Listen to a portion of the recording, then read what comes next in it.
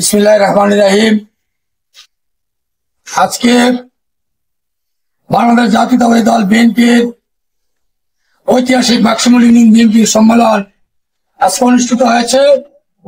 আপনারা দেখেছেন তারেক রহমানের ৩১ দফাকে বাস্তবায়ন করার জন্য সারা দেশব্যাপী যে কর্মসূচি ঘোষণা করা হয়েছে তার অংশ হিসেবে আজকে মাক্সিমুল ইউনিয়ন বিএনপি এই কর্মসূচি সফল করার জন্য ইউনিয়ন বিএনপির সম্মেলন অনুষ্ঠিত হয়েছে। আজকে আমাদের নেতা কুমিল্লা দক্ষিণ জেলা বিএনপির সাবেক সদস্য সচিব হাজী জসিমউদ্দিন এবং বুড়িচং থানা বিএনপির আহ্বায়ক মিজানুর রহমান চেয়ারম্যান আজকে আমাদের এই সম্মেলনের ঘোষণা দিয়েছেন।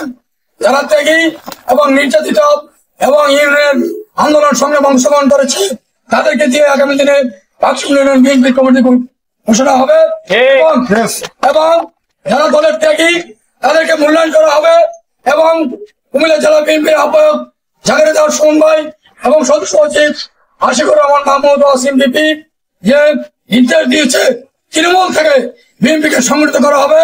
ওয়ার্ড বাই ওয়ার্ড কমিটি করা হয়েছে। ওয়ার্ডের নেতৃবৃন্দের মতামতের ভিত্তিতে আজকে মাক্সিমুল ইউনিয়ন বিএনপি কমিটি ঘোষণা হবে। নেতৃবৃন্দ ঘোষণা দিয়েছে। আমরা আশা করি ত্যাগীদেরকে দিয়ে মাক্সিমুল ইউনিয়ন বিএনপি কমিটি ঘোষণা হবে। সবাইকে ঐক্যবদ্ধভাবে কাজ করার জন্য আহ্বান করেছে। সবাইকে ধন্যবাদ। সকলের সুন্দর একটি ইউনিয়ন বিএনপি সম্মেলন অনুষ্ঠিত করার জন্য নেতৃবৃন্দকে ধন্যবাদ জানাচ্ছি।